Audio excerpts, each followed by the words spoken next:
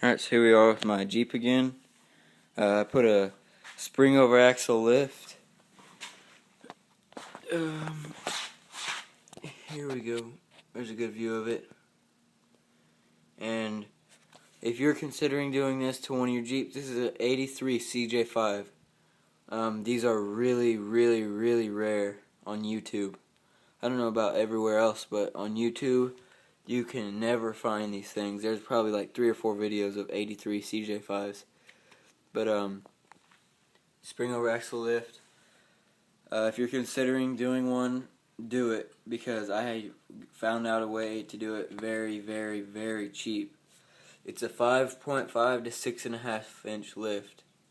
The only thing you have to do is buy these Pro Comp ES 1000s.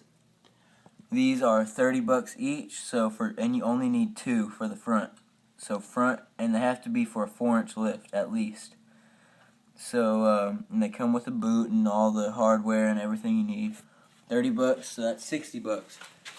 Then you could either just reuse your purchase or buy new ones and weld them on like I did for all 4, and that's about $40 because 20 for 2.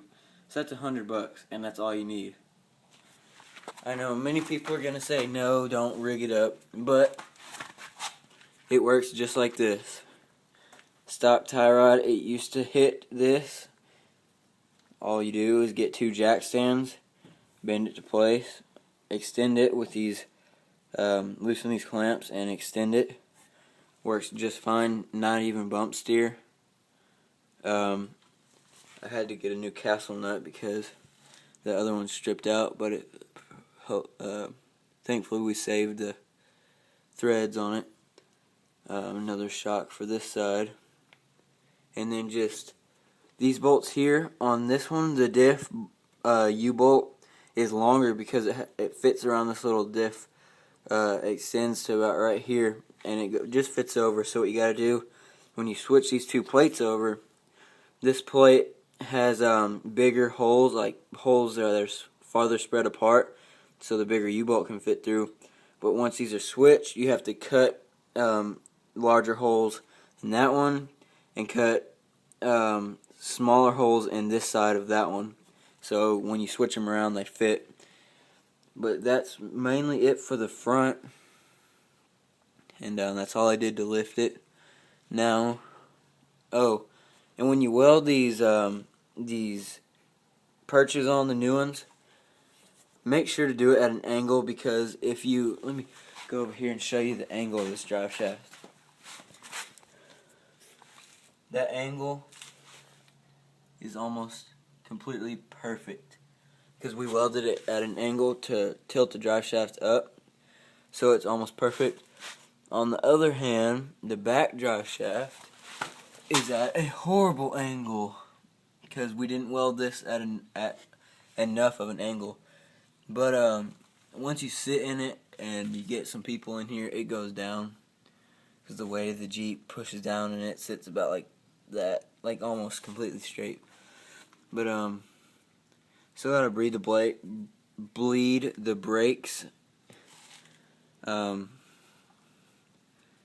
and then you don't have to do anything for the back. All you gotta do is switch the plates around. Oh crap! Switch the plates around and get new perches and weld them on there. And the back drive shaft, if you don't do it at an angle, it will not be long enough. If we didn't do it at an angle, it would have not been long enough, but since we did, it gave us about ½ an inch of wiggle room, and we were able to make the stock one fit. So no brake lines, no drive shafts, no pitman arm or tie rod ends, or tie rods, I mean, none of that. All you need is some shocks, and some perches, and that's all you need. But I still have the stock tires on here, the all-terrains, and then that all-terrain got a hole in it, and so I had to use this Super Swamper as a spare. I only have one Super Swamper, but it looks pretty nice. before, if you look at a before and after video, you'll see. Let me find a tape measure. Here we go.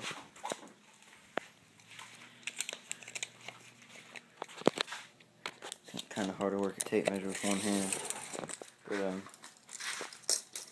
from the ground to the fender, it's just at 36.5 all the way across until it bends, but 36.5. Before it was only at like 31.5, so this is about a 5-inch lift. And I have, these are 31 1050 swampers right here, and it makes them actually look pretty small. So, and then in the back, the 32-inch all-terrains. But I think I'm gonna buy some of these in 33s, maybe 35s. But these tires are awesome. They get tons of traction. But yeah. Oh, and I installed the siren on my Jeep. Here we go.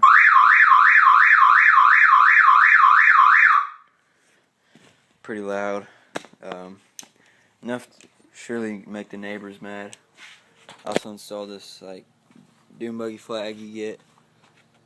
Pretty freaking tall. It's like 12 feet tall. But this is right at chest height for me. So, and I'm 5'11", 5'10", 5'11", somewhere in there. But yeah, just showing you the details of my spring over axle lift on my '83 Cj5. Like, look, one more look at it. Looks pretty awesome.